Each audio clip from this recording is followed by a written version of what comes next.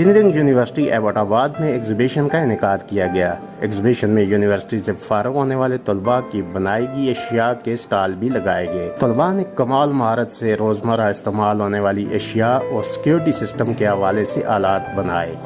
اس موقع پر مختلف کمپنیوں کی جانب سے طلباء کے انٹرویو بھی لیے گئے اور آنے والے وقتوں میں ان کو نوکریاں بھی فراہم کی جائیں گی۔ طلباء نے بنائی گئی اشیاء کے حوالے سے مکمل بریفنگ بھی دی۔ کیمرامین نعمان تنولی کے ساتھ نعیم افغان، ایبٹ آباد۔